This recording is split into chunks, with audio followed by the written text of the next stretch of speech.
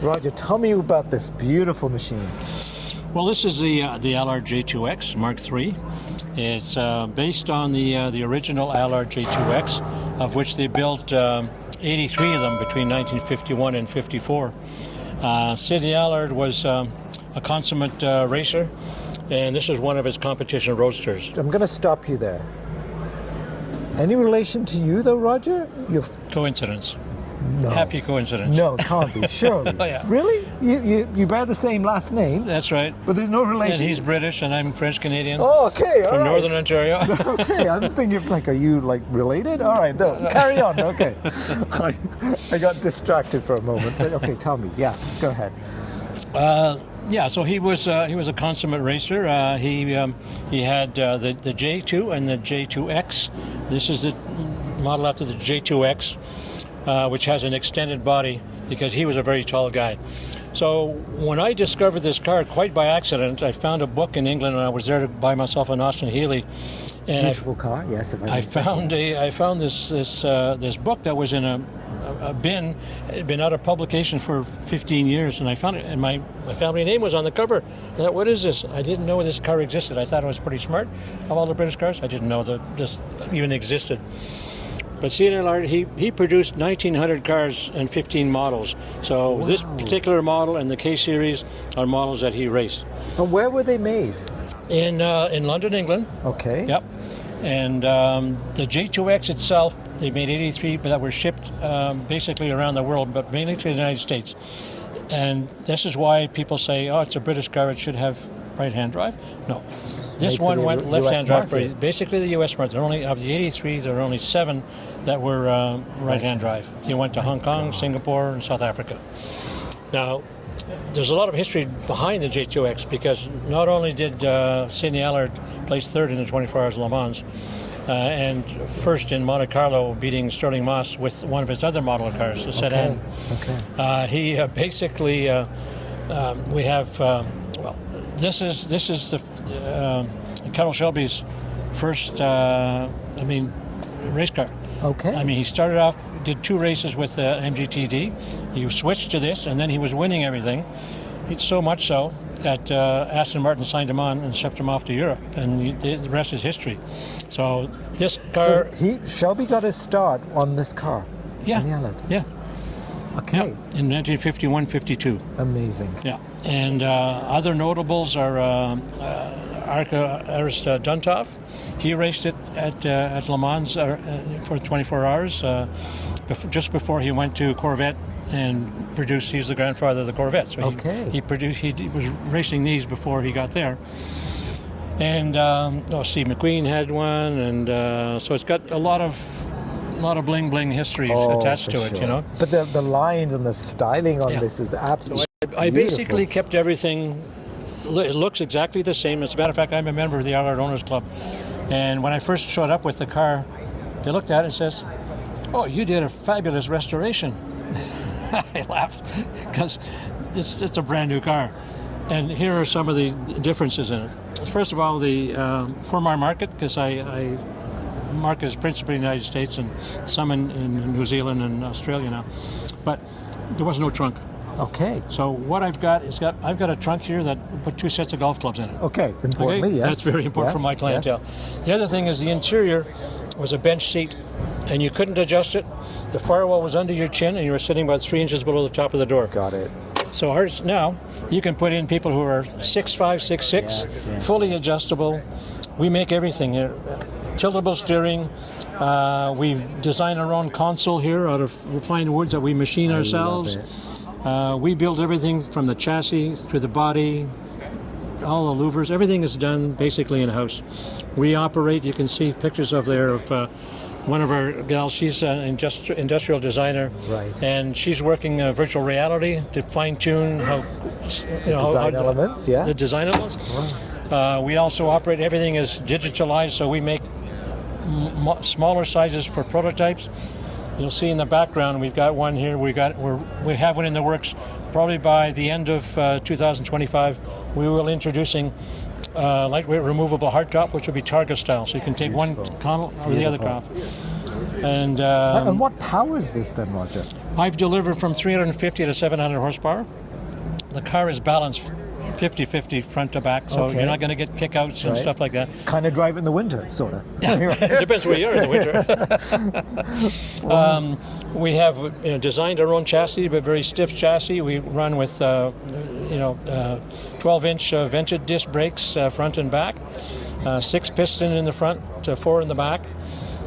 We also have a fuel cell. The fuel cell is Kevlar lined, just to be safe. Structurally, what we do is that we have, unlike the original, we have 2 roll bars coming through here. It's hooked in, the impact bars and the doors hooked up to the chassis. We have 2 roll bars over the fuel cell, and then these are extra. They're Dome 35 steel that is gusseted into the chassis. So there's structural stability across the entire frame. Yeah. Okay. We have steel floors, and we have great big steel yokes over the universal joints. Right. So you don't lose your family jewels. And this is all engine turned. This is all done magnificent. Perfectly. We're doing a video. We have a video actually of this thing being. So where is your shop, Roger? It's in Montreal, or actually Laval, which is just north of Montreal. Right. But that's where we have a team of about 5 people, and all real car people. So basically, you make classic-looking vehicles using the latest modern technologies. The latest, yeah. When I started this, first thing I did, I'm from more of a communications marketing background, and so I did a market study to see if there was a market for this thing. Do people want one of these? But all these kind of marshmallow-looking cars were around. Or belly-button cars, as some of my friends call them. Yes. I decided to, check myself out before I started this thing. So I did my market study, and I came back. Okay, reliability, safety, comfort, and agility. Absolutely. Were my motto. Yes. And so what I did is we built 2 prototypes from 1999 to 2007. We literally tried to break these cars on the track. I mean, really rough them, to break everything we can, to pick the right components, the right balance, and everything else, just to get it right. Right. And then 2008, at the end of 2008, I delivered car 001. Before I delivered it to Sedona in Arizona, Jay Leno heard about it, and he called me down, and we did a 9-minute testimonial, which we have on video, which we'll be showing, of the car. You can see it on YouTube. Beautiful. And he just loves it. Yeah. Actually, he looked at the end of the thing. He looks at the camera and he says, "Hey, owner, if you can't make the payments or you want to sell your car, let me know." I'm good for the money. About 6 or 8 months later, my customer gets a call, and he said, "Look, I'll offer you 3 times the price of the car. I collect 001s, basically." Right, that's what it's collector item right there. The owner says, "Forget it." He says, "Hey, I've got your testimonial. I've got 001. What more do I want?" Yeah. Good for him. So this is amazing, Roger. Well done. Congratulations. Thank you. When did you start the business? This was what year? 1999, I incorporated. So not long ago. Not 26 years. But I started to do what you're doing, I think. Yeah, 1995 I went there for my 50th birthday. Okay. And I said, I'm treating myself. I'm coming back with an Austin Healey. So between 95 to, I did my homework and learned about the car and everything else, and talked to people in the club. Tried to find, jigs and molds and everything else. The originals are horribly crooked. Yeah, right. I mean, each one. I knew the designer, the industrial designer for Sidney Allard, and he's one of my best ambassadors. And he says, look, only of the 83, there are only 2 cars that were identical. 13 and 14 were made the same morning. Okay. Everything else is around that. Yeah. Wow. So what we do, with our technology and everything else, we get a really straight car. Everything is fit. The fit and finish is, just right on. Yes. And so, we'll see where we go with this. No, I wish you all the best. The important thing is that Allard Motorworks were the first car to be approved by NHTSA in the States. So we are officially a low-volume replica manufacturer. Okay. And that means that we self-certify our cars for safety and emissions. Right. And we put the 17-digit VIN number on our cars. Okay. So when you the have your customer own gets his VINs. car, Yes. he just shows his certificate of origin, they punch up the numbers, And it's he pays his recognized. taxes, he gives him his license plate. Yeah. No inspections at the Yeah. state level. That's an achievement in itself. Yeah, So good except for for you. California. Ah. California's California's different. Yeah. And what's the engine in this thing? Like, what do you use? Well, I try to use it. Traditionally, it was racing either with the Cadillac 331 or the Hemi 331. Okay. There are 2 Oldsmobiles and 2 Buicks. So what I'm doing is GM or Hemi. Yeah. So I've done the 5.7, the 6.1, the 6.4 Hemis. I've done the Cadillac LSA supercharged. Right. I've got the LS. This is an LS3. Yeah. And the one over there is that's the Ramjet 350 fuel injected. Okay. 360 horses. This has 435. And we have one at the shop we're just building now, and it's the LT1. And so we're looking around to see what, but it's always has to be a GM or Chrysler. I've got a difficult question then. Of the two, which is your personal favorite engine? And let's not think about it in terms of horsepower, but just in terms of pure engineering. We can't get them anymore, but I like the Hemis. Yeah. I have a long history as a kid, being Richard Petty and all of his Plymouth and everything else, and it's kind of part of me. And it has a different torque curve than the GMs, and I like the low end torque on the Hemis. But look, I do them. I drive them all. Yeah. This is amazing. Oh my Lord. It just feels lovely. Oh, I am smitten by this car. 5-speed manual gearbox? 5-speed with overdrive. Yes. I love the wooden handle and all the classic touches. Oh my gosh. The shifter and the handle and Everything. the console that we make ourselves. It's all wired for your iPhone. Yeah. So Oh, really? USB So, key right here. You just sit oh, down on very, top of it. very slick. See, that's for these young people. Wow. My idea of Well, driving I'll a tell car you, like this, I don't want to phone. Waze have saved me more than once, so that's my Waze station. No, definitely. You know what else is cool is having the rear view mirror mounted there. I'm a big fan of this. Mounted up there, not the same thing. That's just lovely. Beautiful. Yeah, we've been there. Wow. And I love the old toggle switches. Yeah. Very, very nice. This I am definitely coming to Laval. Your dash light. Oh no, really? Yeah. Oh. Beams down. Oh my, underneath. Yeah. How clever. And this used to be the horn. For safety reasons, I put the horn back here. Okay. But this, when you have the other unit windshields, this becomes the windshield washer, and these are the high beams, low beams. Oh my gosh. This is how it was then. Back in the day. So you kept a bit of that The traditional whole look dash to is it. laid out the way it was then. I love it. Just a beautiful machine. But we have all our instruments are electronic; they're not mechanical. So we have to. And the only thing that matters is the tack. Forget about the speed. That's for It's that's next, something. it's next to the chicken bar. Oh yeah, beautiful machine. Ah, Roger. So impressive. So let me figure this out. Old style. Yes. Push down on the lighter. Oh wow, Push down on it. that is very smooth. Surprisingly smooth, actually. I didn't think it would work that well. Yeah. Very, very cool. Oh my.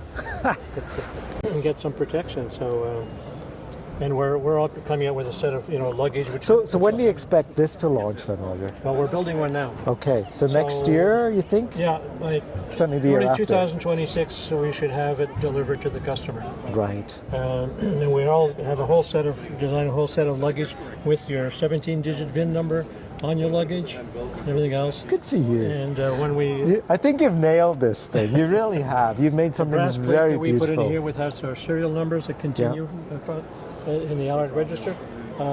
Sometimes we'll put a brass plate and then it says, first delivered to us to New Zealand to Mr. and Mrs. So and so, and put the name, the team, the name. Actually built it. Just like Aston Martin, like actually the name of the engineer or whomever. Yeah. So I have a question then. Here, back to the microphone. We're going to continue this for a minute. So I noticed you've got the British Union Jack there. At some point, will you ever have "Made in Canada" or something written somewhere, or a little Canadian flag? You mean the 51st state?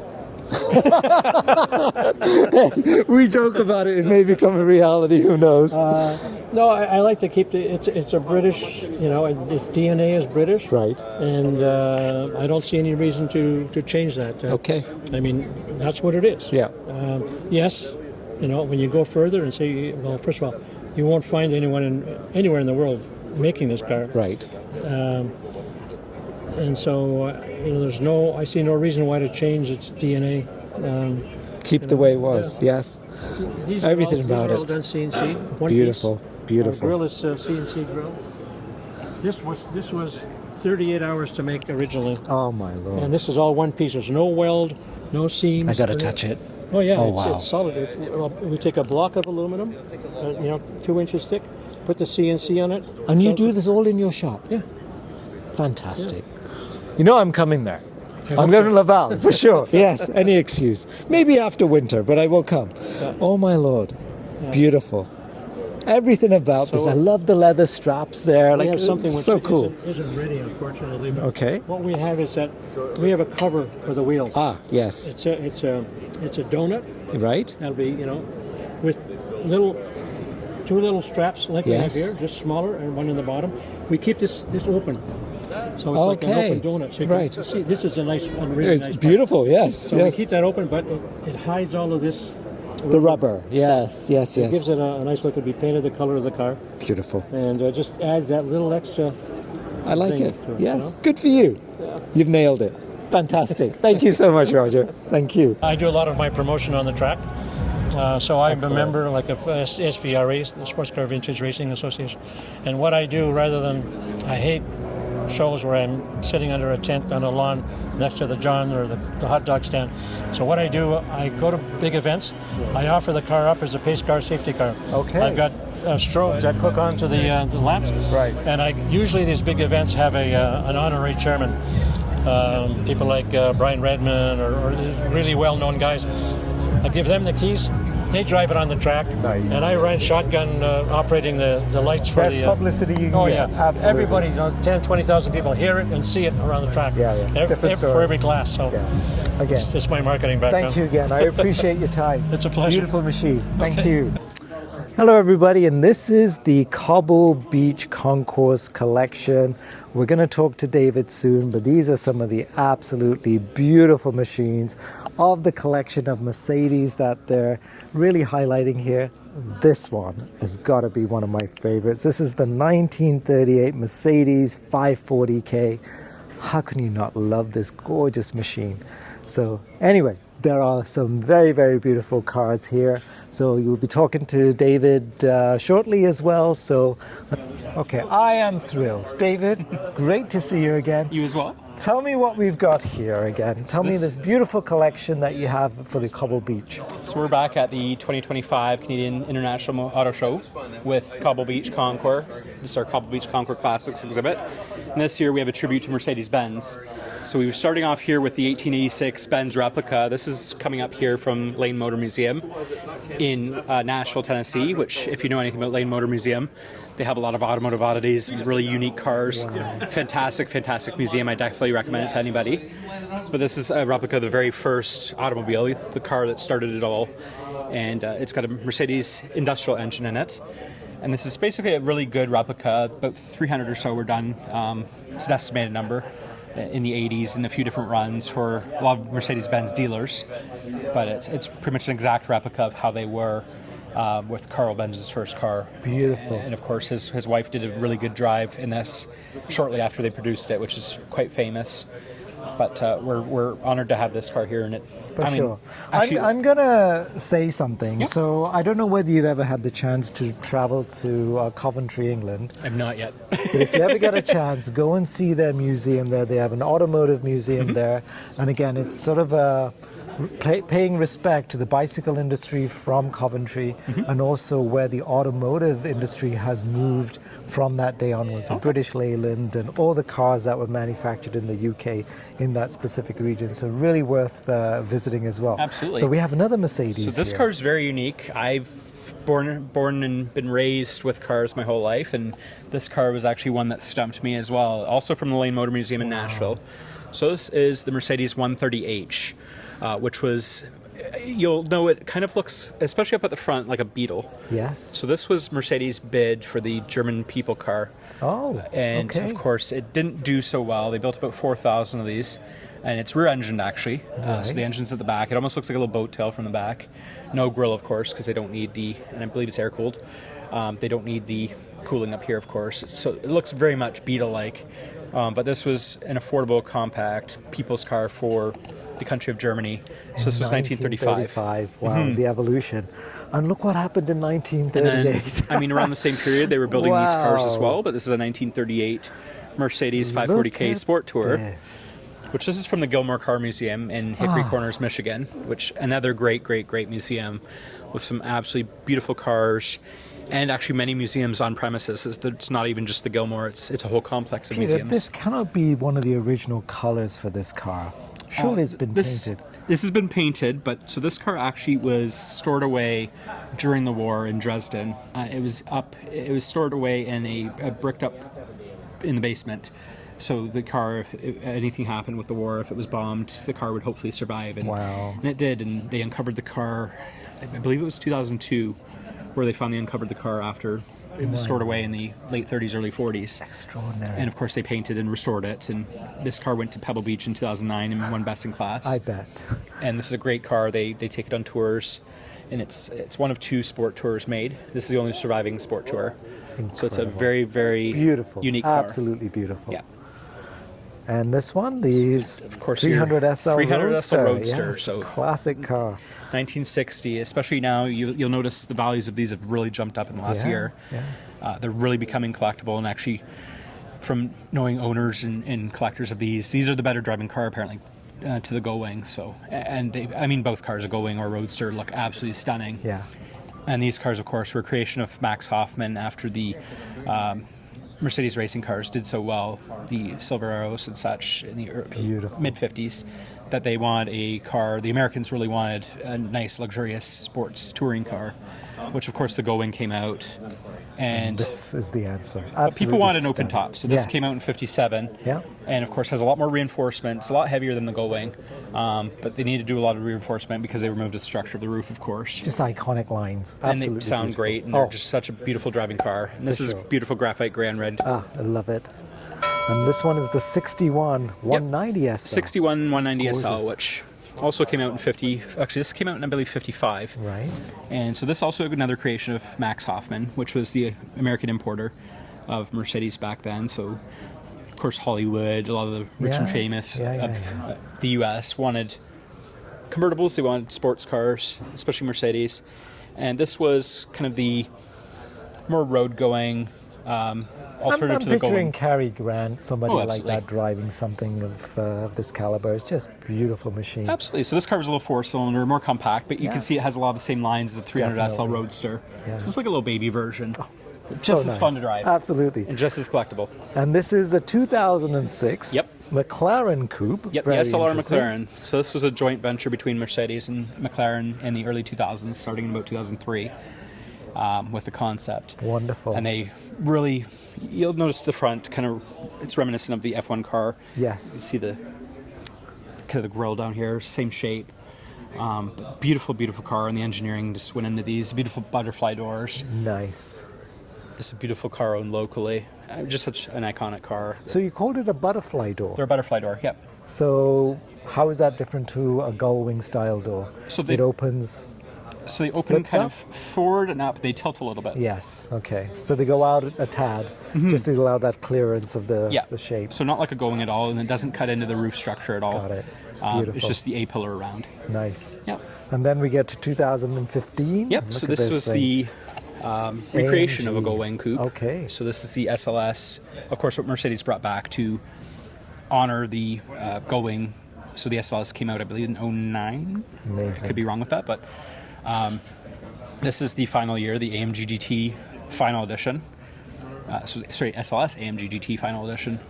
So this is one of 350 made.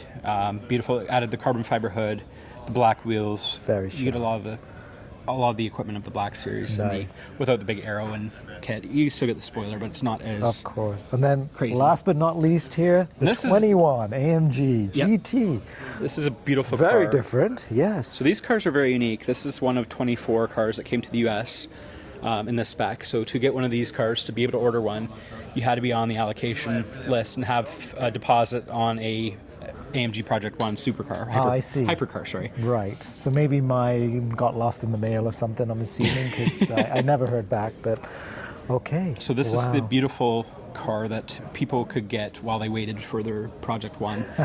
Just there's a lot of engineering, Formula One engineering, everything that went into the Project One. So it was quite a unique car.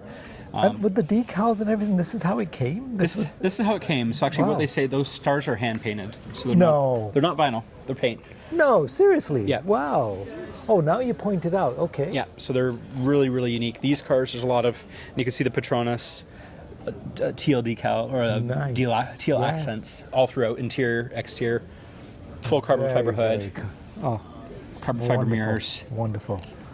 It's beautiful, 720 horsepower. You get the big arrow on it as well. Yes. So it's an AMG GT Black Series P1 edition. So they made, I think, 274 of these, but 24 for US market.